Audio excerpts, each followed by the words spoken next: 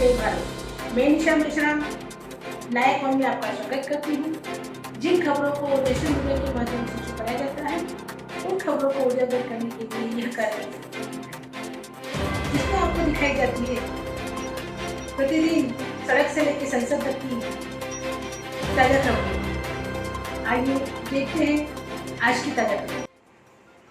जोहार, जय मुनिवासी, मैं संकेत और आप देख रहे हैं एमएन टीवी। पिछले 19 दिनों से किसानों का आंदोलन चल रहा है। एक तरफ किसान डटे हुए हैं, दूसरी तरफ सरकार कह रही है कि हम कानून पीछे नहीं लेंगे। ऐसे में इस आंदोलन की आगे की रूपरेखा कैसी होगी, आंदोलन कैसे आगे बढ़ेगा, क्या कुछ हल निकलेगा भी या नहीं, इन्हीं मुद्दों के साथ हम लोग वामन मेश्राम जी से बात करने वाले हैं। आज हमारे साथ भारत मुक्ति मोर्चा के राष्ट्रीय अध्यक्ष, बहुजन क्रांति मोर्चा के राष्ट्रीय संयोजक वामन मेश्राम जी है। सर, 19 दिनों से लगातार आंदोलन हो रहा है, दिल्ली को चारों तरफ से घेरा हुआ है, आपने उस आंदोलन को समर्थन भी दिया है। 19 दिनों के बाद आप इस आंदोलन को कैसे देखते हैं? ये आंदोलन सही दिशा में आगे बढ़ रहा है। किसानों की जो मांगे हैं वो कानून रद्द होना चाहिए, एमएसपी पर कानून बनना चाहिए और कॉन्ट्रैक्ट फार्मिंग जो है रद्द होना चाहिए। अगर किसान इस तरह की मांग कर रहे हैं तो मुझे इसमें बिल्कुल भी कोई शक की गुंजाइश नहीं लगती है कि किसानों के हक में और किसानों के फायदे में ये कानून नहीं है। और जो किसान कह रहे हैं कि ये हमारे हक में और हमारे फायदे में नहीं है, तो सरकार क्यों जबरदस्ती उनके ऊपर थोपने पर तुली हुई है? जबरदस्ती उनका फायदा क्यों करना चाहती है, जबकि वो लोग किसान बोल रहे हैं कि इससे हमारा सत्यानाश होने वाला है। जिस तरह से लेबर लोगों के कानून को, 40 कानूनों को रद्द कर दिया, और वो भी बताया वो भी किसान, वो भी लेबर लोगों के फायदे में है। और ये किसान के कानून भी किसान के फायदे में है। तो मैं नहीं मानता हूं कि ये फायदे में है। तो ये बात। दूसरा, ये आंदोलन देश भर में बढ़ रहा है और बढ़ाने में हम लोगों की भी एक भूमिका है, क्योंकि हमारी 31 राज्यों में 550 जिलों में कार्यरत संगठन है, सक्रिय संगठन है। और जो आंदोलन शुरू करने वाले किसान हैं, जिसके लिए पंजाब के किसानों ने पहल किया, मैं उनको वंदन करता हूं कि उन्होंने इस मुद्दे को पहल किया। उन लोगों का, किसानों का देशव्यापी संगठन का जाल नहीं है जी। हम लोग किसानों के मुद्दे को देशव्यापी लेकर गए और इसको पूरी ताकत के साथ, संगठन शक्ति के साथ हमारा पूरा समर्थन है। गुजरात में और उत्तर प्रदेश में और कई राज्यों में बीजेपी की जहां सरकार है, वहां हमारे लोगों को उन्होंने अरेस्ट किया। 8 दिसंबर की आप बात कर रहे हैं, अरेस्ट किया है। आज भी हमारे लोगों ने कई जगह अरेस्ट करवा दिया। तो इसलिए हमारा तो इस आंदोलन को सक्रिय रूप से समर्थन है और ये आंदोलन आगे बढ़ रहा है। और आने वाले समय में केंद्र सरकार जो किसानों के विरोध में कैंपेन चला रही है और चौपाल में जाके किसानों को समझाने का काम कर रही है, वो समझाने का काम उनको पहले करना चाहिए था। अब करने का कोई मतलब नहीं है। और ये आंदोलन पीछे हटने वाला नहीं है। ये आंदोलन आगे बढ़ेगा और देशव्यापी बढ़ेगा और आगे बढ़ेगा, लगातार बढ़ेगा जी। इसको पूरे ताकत से हम समर्थन करेंगे जी। 19 दिन के बाद कई बैठकें किसान नेताओं की सरकार के साथ हुई है, 5 दौर की बैठकें हुई है, लेकिन हल नहीं निकला। एक तरफ किसान कह रहे हैं कि जब तक कानून पीछे नहीं लिए जाते तब तक हम पीछे नहीं हटेंगे, आंदोलन बंद नहीं करेंगे। सरकार ये कह रही है कि हम कानून पीछे नहीं लेंगे क्योंकि ये कानून किसानों के हित का, ऐसा सरकार का कहना है। पर अब बातचीत बंद हो गई है, ऐसे में डेडलॉक हो गया है, तो आगे इसका हल कैसे निकले? सबसे अहम बात यह है, अमित शाह के साथ बातचीत होने के बाद 13 किसान नेताओं को अमित शाह के साथ बातचीत करने के लिए बुलाया गया था। उसके बाद जो लिखित प्रस्ताव किसानों को दिया गया, उसके बाद जो प्रस्ताव उन्होंने दिया, खुद भारत सरकार ने, कृषि मंत्रालय ने, अमित शाह ने नरेंद्र मोदी के सहमति से दिया। अगर दिया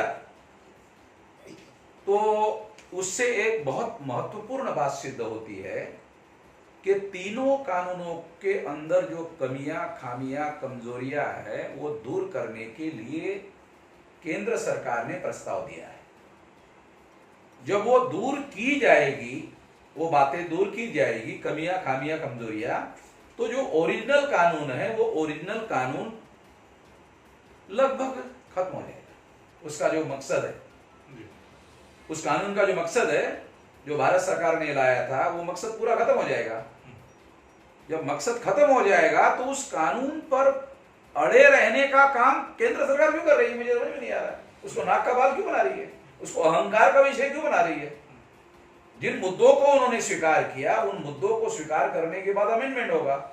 अमेंडमेंट होने के बाद में जो ओरिजिनल कानून है, वो ओरिजिनल कानून तो उसका दम निकल गया। जब दम निकलने के बाद में उस कानून को बनाए क्यों रखना चाहते हैं, ये है मुद्दा। डेडलॉक का मुद्दा ये है, ये है अहंकार का मुद्दा। केंद्र सरकार को नरेंद्र मोदी के अरे फिर तो हमारी पराजय हो गई, ऐसा विरोधी पार्टी कहेंगे, किसान कहेंगे हमारी विजय होगी, सारे देश के मीडिया वाले कहेंगे कि केंद्र सरकार का पराजय हो गया। और जो अकड़ू प्रधानमंत्री है वो बोले अरे मेरा पराजय, मेरा कैसे पराजय हो सकता है। तो वो ये कोशिश कर रहे हैं कि ठीक है, आपकी बात हम स्वीकार करते हैं, सुधार स्वीकार करते हैं, और वो कानून में डाल देते हैं। तो आपकी भी बात रह जाएगी, हमारी बात रह जाएगी, हमारा अहंकार भी रहेगा, हमारा कानून बरकरार रहेगा।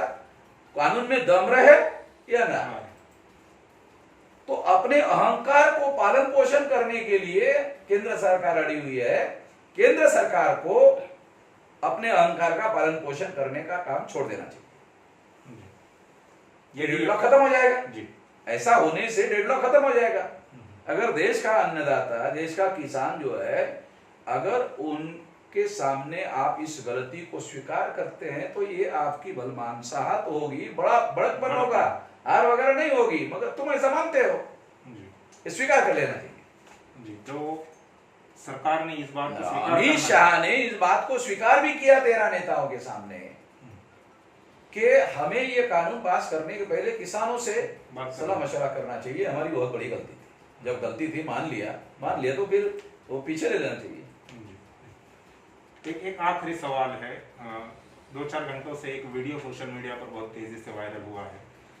वीडियो में बताया जा रहा है कि एक लड़का है, नौजवान लड़का है, वो किसान मुर्दाबाद के नारे लगा रहा था, उसको पकड़ लिया गया, फिर उससे पूछताछ हुई। शायद आपने भी वो वीडियो देखा होगा। क्या क्या प्रतिक्रिया है, क्या कहेंगे? उसको उस वीडियो में झंडे को लेकर भी कुछ सवाल उठ रहे हैं। उनके उस लड़के के पास वो झंडा है। सबसे पहले तो मैं ये बताना चाहता हूं कि ये जो झंडा है, ये झंडा भारत मुक्ति मोर्चा का झंडा है, जिसका मैं राष्ट्रीय अध्यक्ष हूं। इसका आरएसएस बीजेपी के साथ कोई संबंध नहीं है, ये हमारा झंडा है। जिस लड़के को पकड़ा गया, वो लड़का भी खुद ये कह रहा है कि किसी थर्ड पार्टी ने मुझे ये झंडा थमाया है। जी जी। किसने थमाया बोलता ये मुझे मालूम नहीं है, मोटा सा आदमी था तो उसने थमाया, उसको पता नहीं है।